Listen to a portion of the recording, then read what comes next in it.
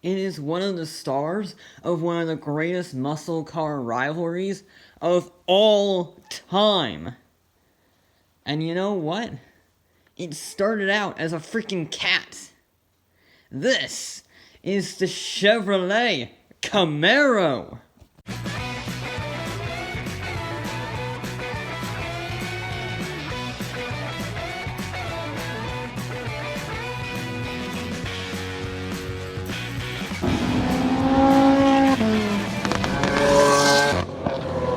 And this little company called Ford, you may have heard of them, had just reignited the muscle car war with the Mustang.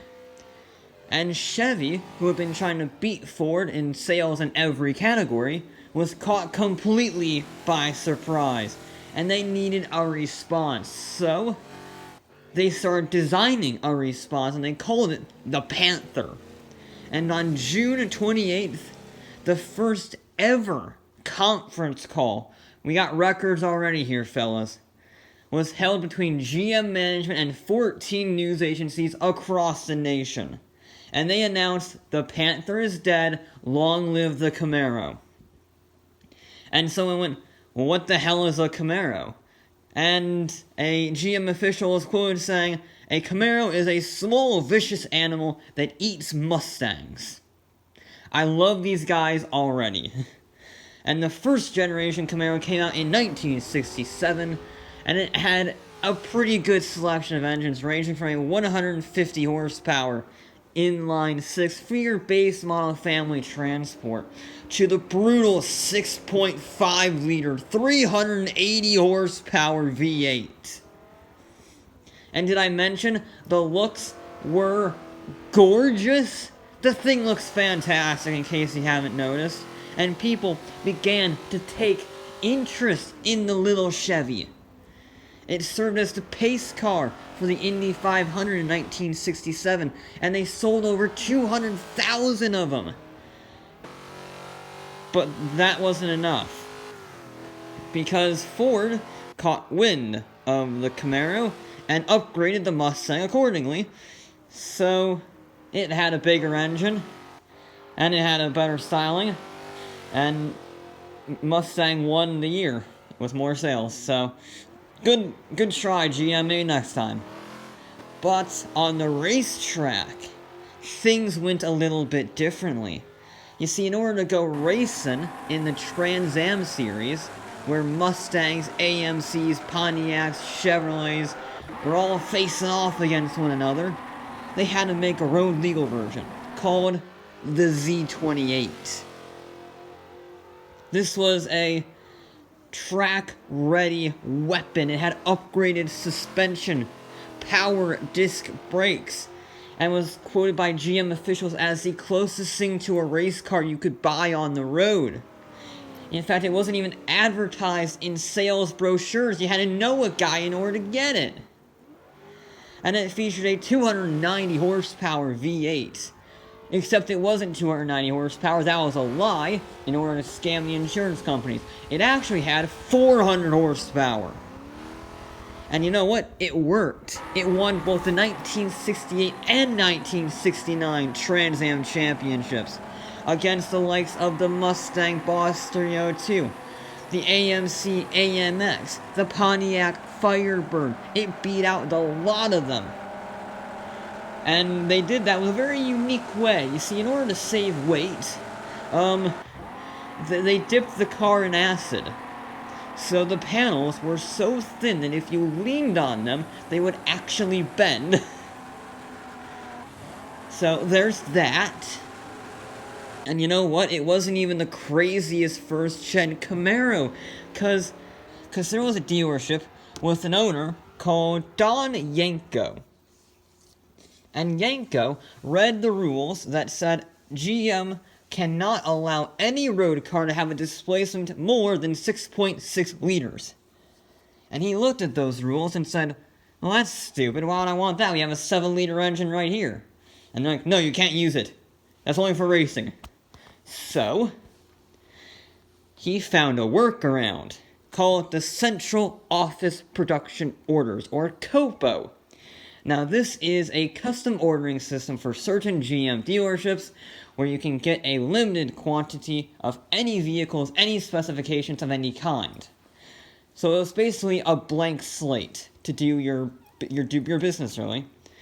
And Don Yanko was very clever. He ordered 201 Chevy Camaros with the 427 cubic inch V8 7-liter baby.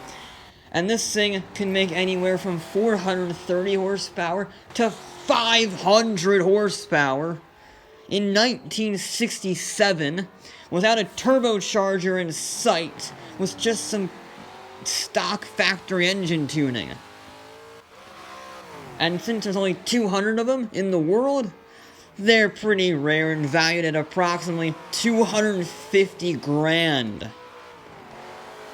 Then the second gen came out in 1970 with a new body style, improved suspension, and better braking, and the SS model had a respectable 350 horsepower.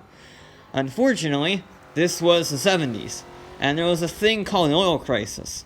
And then there was a thing called a GM worker strike. And then there was another oil crisis. And the loser was the Camaro, I'll be honest. You see, in 1975, horsepower was less than 200 for the top range. But it didn't matter, apparently, because even though the cars made less horsepower than a Toyota Camry, they had the best sales in Camaro history at 283,000 sold in 1 year. So, I guess there's an upside. I don't understand that. And I could talk about the SS model, the Z28, whatever, but frankly, they're terrible. They did 0 to 60 in like 9 seconds. Okay, they were terrible. I'll be real with you. So instead, I'm going to talk about a second-gen Camaro that wasn't made in 1975. And it's this humble SS model, relatively basic, but in order to give some proper explanation to it, we have to fast forward to 1992 in Bosnia. It was in the midst of a brutal civil war. Thousands of people were being killed, and worse, the civilian population was suffering tremendously because the UN supply trucks that were meant to supply the villages were being raided and attacked by both sides of the conflict to get more food for their soldiers. It was a humanitarian nightmare, and a former Danish Special Forces officer called Helge Meyer, I think, volunteered to help deliver aid with the US Air Force. And how did he do this? Well, he saw the big, slow, heavy supply trucks at a top speed of 55 miles an hour, and he realized that if you want to deliver supplies, don't deliver more supplies, deliver fewer supplies faster, so they actually reach their destination. So, he volunteered a donor car, his very own 1979 Camaro RS. And the US Air Force agreed to transport him and his car to Bosnia and deliver food across the border. Now, you couldn't just drive in there with a dinky old Camaro and call it a day. It's a war zone. So, they gave it a horsepower bump to 220 horsepower from 185. Then, they threw in a big old tank of NOS, which, when applied, added double the power to 440 horsepower for brief escape moments. And that was just the start of it. The entire vehicle was redesigned so it had 400 kilograms of space for storage and food. It also had night vision, armor plating, heat detection, run flat tires, ground-to-air radar, a mine-clearing blade, and radar-absorbing paint to make it completely invisible on enemy radar. It's Mad Max meets James Bond in the real world. How cool does that get? And even though it had armor plating and mine-clearing devices and radio and everything, it still could do 0 to 120 miles an hour in under 13 seconds, which is quite useful when people start shooting at you, and you need to run away. And all throughout the course of the entire war, he snuck across the border, delivering aid and supplies to the villages that could not be reached by traditional supply trucks, saving hundreds of lives. So, credit to you, sir. Credit to you. Back to the third gen in 1982, and the new angular style to match the new angular decade, with the Z28 featuring lightweight panels and 165 horsepower. Woo! But despite that relatively low power figure, it was chosen as the official International Race of Champions vehicle. So, GM made one of the most iconic Camaro lines of this decade, the IROC-Z, which featured an improved 190 horsepower and better roll bars and an upgraded differential. So, it's actually getting some performance back into it. And the police versions, yeah, they had police versions for this thing, with 250 horsepower V8 interceptors, so it was actually getting good. And by the fourth gen, it was a distinctive look, we'll put it that way. But it did at least get Chevy Corvette engines making 330 horsepower. But even as it was celebrating its 30th anniversary, sales were depressing. Less than 50,000 were being sold every year, and it was discontinued in 2002. And that was it for the Camaro. It was done until 2005, when clay models started to appear, and in 2009 a concept was debuted, and GM CEO was quoted saying, "As evidence that we're not completely brain dead, GM will build the Chevy Camaro." And it was back in 2010 with the 5th generation, featuring 5 trim levels, ranging from a 312 horsepower V6 to the SS with a 6-speed manual and a naturally aspirated 6.2 liter V8, making 426 horsepower. We're getting back into a proper muscle car, baby. Welcome back, Camaro, we missed ya. A convertible version was offered in 2011, and then there was the ZL1. This is basically a baby Corvette disguised as a Camaro. It featured 580 horsepower, magnetic ride control, 6-piston brakes, cooling system for the engine, transmission, and differential. And that meant it was good for a quarter mile of under 12 seconds, and a Nürburgring lap record of 7 minutes and 41 seconds, putting it comparable to the Porsche 911 Turbo S and the Mercedes AMG SLS. Also cars that were 3 times the price of the Camaro, and it was just as fast as them.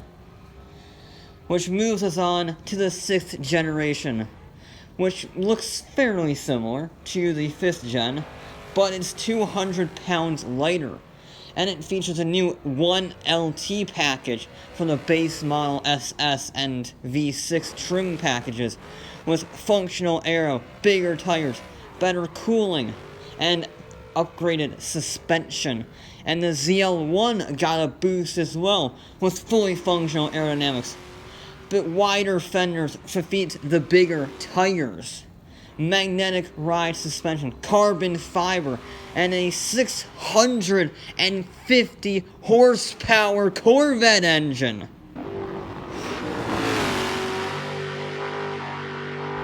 That meant 0 to 60 in 3.5 seconds, a top speed of 198 miles an hour. And it ran the Nürburgring just 3 seconds slower than a Corvette Stingray. And it did get a refresh just very recently in 2019, actually. And it looks, yeah. But there's a problem. Sales are now less than 50,000 again, and the Camaro, well, it's in a bit of jeopardy. The Mustang is selling better than ever, the Challenger is selling better than ever, and the Camaro is just sort of there. And sad bit of history for GM, where they cut Camaro production after a certain number of units is not sold, and it looks like it might reach that threshold pretty soon. I guess we're gonna have to wait to see what GM does. Cross your fingers, really.